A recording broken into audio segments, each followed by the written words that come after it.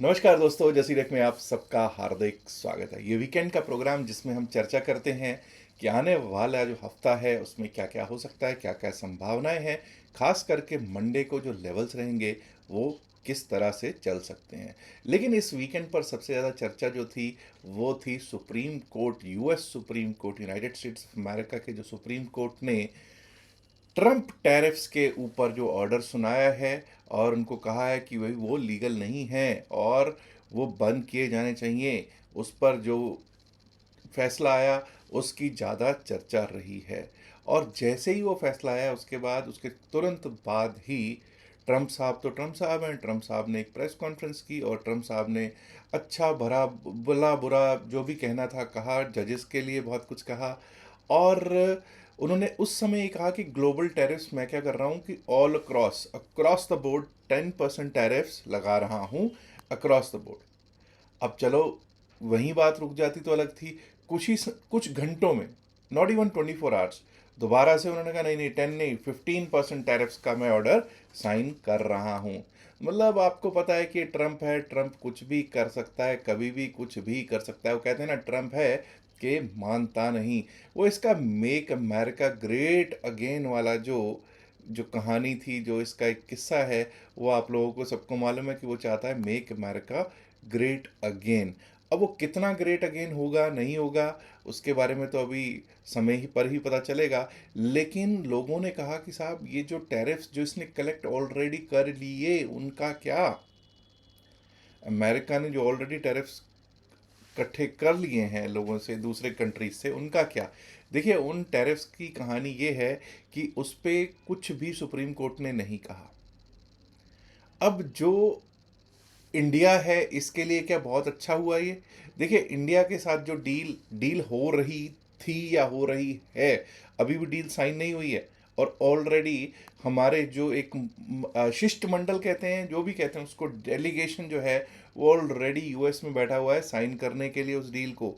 मुझे नहीं पता कि अब वो डील करेगा नहीं करेगा या उसको रीनेगोशिएट करना चाहिए। खैर, वो गवर्नमेंट के लेवल की कहानी है, उस पर मैं कुछ भी कमेंट करना सही नहीं समझूंगा। लेकिन अभी मुझे तो ऐसा लगता है कि भाई देखो क्या होता है, तेल की धार देखो, तेल देखो, तेल की धार देखो वाली कहानी होनी तो चाहिए। एनीवेज, अब हम अपनी मार्केट पे आते हैं। और अगर जब हम अपनी मार्केट पे आते हैं तो सबसे पहले तो ये जान लीजिए कि 24 फरवरी 2026 मंगलवार वाले दिन, कल तो सोमवार है साहब, परसों की बात कर रहा हूँ, एक्सपायरी है हमारी एनएससी के इंडाइसिस की, निफ्टी 50 की monthly expiry, bank Nifty, fin Nifty, mid cap की मंथली एक्सपायरी, और साथ में स्टॉक ऑप्शंस की भी expiry for the month of February होने वाली है।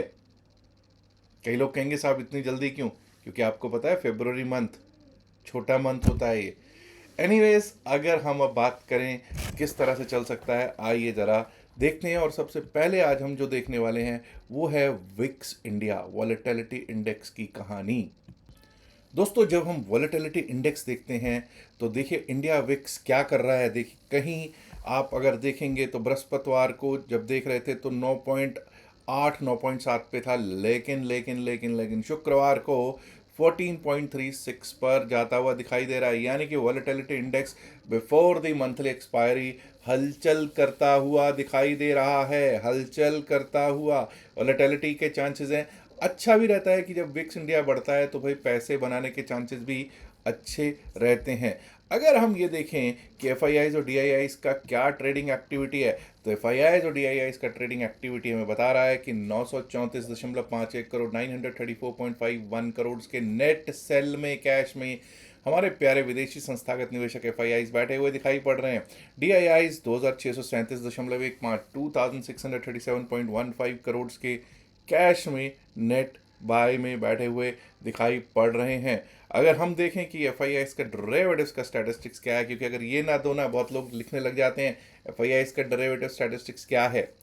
तो भाई एफ आई आईज का डेरिवेटिव स्टैटिस्टिक्स बोल रहा है कि बैंक निफ्टी के फ्यूचर्स को एफ आई आईज बाय करके गए हैं, फिर निफ्टी के फ्यूचर्स को इन्होंने बेचा है और खरीदारी की है फ्यूचर्स में, मिड कैप निफ्टी के और निफ्टी 50 के फ्यूचर्स में भी।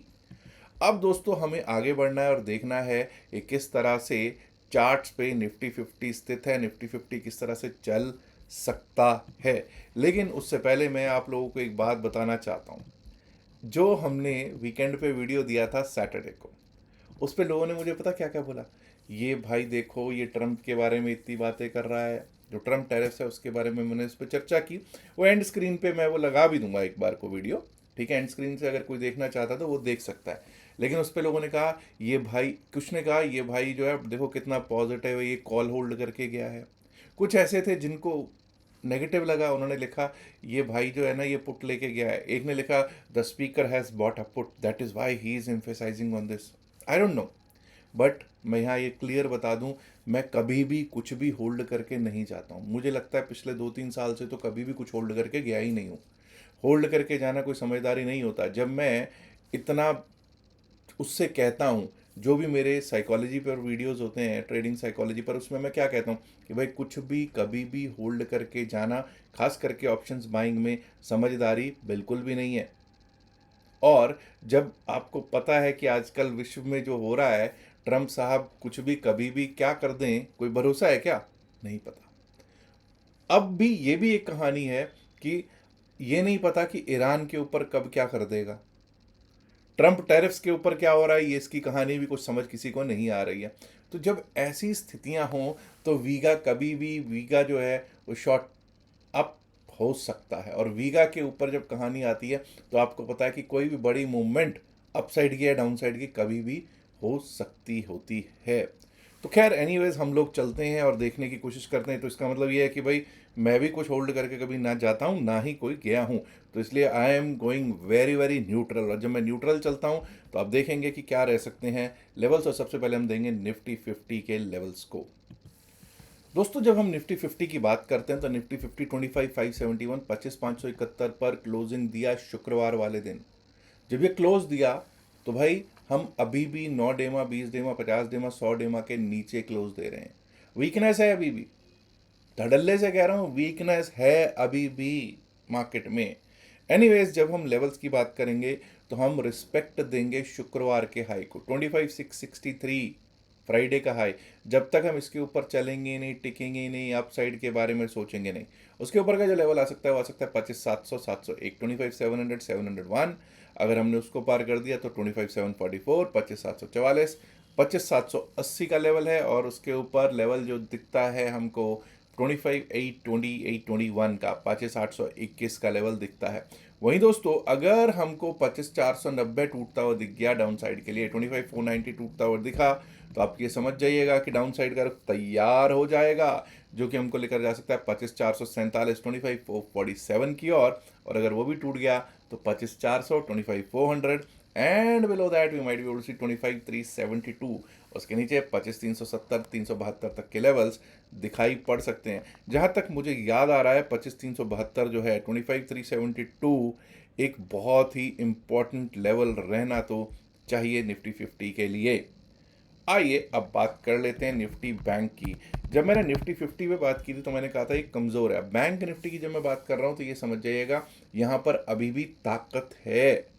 बैंक निफ्टी सभी डेमास के ऊपर है। Bank while Nifty 50 is sell and bounce, but bank Nifty is still a buy on dips की स्थितियां, हालात बाय ऑन डिप्स के बने हुए हैं इसमें। 61,360, 61,360 पिछले दिन का यानी कि शुक्रवार का हाई था।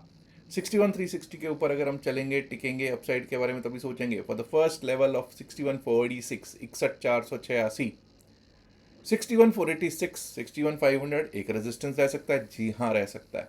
लेकिन अगर हमने उसको पार कर दिया तो 61,597, 61,597, उसके ऊपर गए तो 61,674, 61,674। और अगर वो भी पार कर दिया तो हम एक बार को old time high that is 61,764, 765, 61,764, 765 को स्ट्राइक करते हुए देख पाएंगे निफ्टी बैंक को। लेकिन दोस्तों, अभी 61,000, 61,000 should act as a good support. But the problem will start. Problem कहाँ से शुरू होगी? अगर 60,986 टूटता है, 60,986 टूटा, तो भाई फिर हमारे को 60,820 से पहले कहीं पर भी कोई सपोर्ट खास नज़र नहीं आ रहा। 60,820 आ सकता है, वो टूटता है तो 60,710, 60,710 and below that we might be able to see 60,591, 60,591 का लेवल दिख सकता है on bank Nifty. Let's now look at Nifty mid cap. Nifty mid cap के बाद सेंसेक्स, फिर देखेंगे फिन निफ्टी की भी कहानी। ये लीजिए साहब निफ्टी मिड कैप जो कि 13,476 पर क्लोजर दिया है। 13,526 का हाई था फ्राइडे का। 13,526 का अगर हाई था तो उसको हमने इज्जत देनी है। 13,526 के ऊपर अगर हम चलेंगे टिकेंगे तभी अपसाइड के बारे में सोचेंगे। 13,558 का लेवल उसके ऊपर आ सकता है 13,558, और 13,558 के ऊपर निकले तो 13,592, 13,592, and above that we might be able to see 13,626, 13,626। Down side की जब हम बात करेंगे तो 13,382 बहुत इंपॉर्टेंट रहेगा। 13,382 is the low of Friday. 13,382 टूटता है तो 13,338, 13,338 उसके नीचे गए तो 13,298, 13,298, and below that we might be able to see 13,238, 13,238 का लेवल भी दिख सकता है उसके नीचे। आइए अब बात करेंगे बीएसई सेंसेक्स की, और उसके बाद होगी निफ्टी फिन सर्विस की भी बात। BSE Sensex 82,814, 82,814। अगर मैं सभी इंडाइसिस की बात करूं तो सबसे कमज़ोर कड़ी जो है वो सेंसेक्स ही दिखाई दे रहा है। 82,814 की क्लोजिंग है, लेकिन दोस्तों हमने ये देखा कि ये 83,132 तक जाके आया शुक्रवार को। Anyways we will give respect to 83,000 के ऊपर अगर टिकने लगे, 83,030 के ऊपर टिकने लगे, तब 83,000 पे पुट राइटर्स आने शुरू हो जाएंगे, ऐसी अनुमान लगाया जा सकता है। 83,030 के ऊपर अगर हम चलेंगे तो 83,132, 83,132, 83,132 फ्राइडे का हाई था, वहाँ तक टेस्ट कर सकते हैं। और अगर वो भी तोड़ा तो 83,338, 83,338 का लेवल आ सकता है। And above that we might be able to see 83,494, 83,500, 83,494, 83,500 को टेस्ट करने के लिए बीएसई सेंसेक्स जा सकता है जी। डाउन साइड की बात करेंगे, अगर डाउन साइड पे 82,700 के नीचे, 82,697, 82,697, 82,700 के नीचे जाने लगे तो भाई 82,544, 82,544 का लेवल दिख सकता है, और वो भी टूटा तो 82,370, 82,370, and below that we might be able to see 82,170, 82,170 तक के लेवल्स बीएसई सेंसेक्स पर आते हुए दिख सकते हैं जी। आइए अब देख लेते हैं फिन निफ्टी। फिन निफ्टी भी कमज़ोर नहीं है, फिन निफ्टी में ताकत है अभी भी। और जब इसकी ताकत की बात करता हूं तो 28,299 इसका शुक्रवार का हाई था। 28,299 was the high of Friday.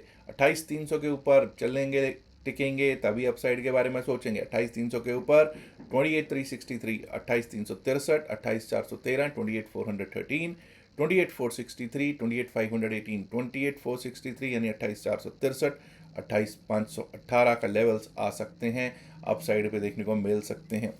वहीं अगर 28,100 के नीचे 28,097 के नीचे जाना शुरू कर दिया, 28,026, 28,026, और वो भी टूटा तो 27,957, 27,957 के लेवल्स हमको दिखाई पड़ सकते हैं ऑन निफ्टी फिन सर्विस।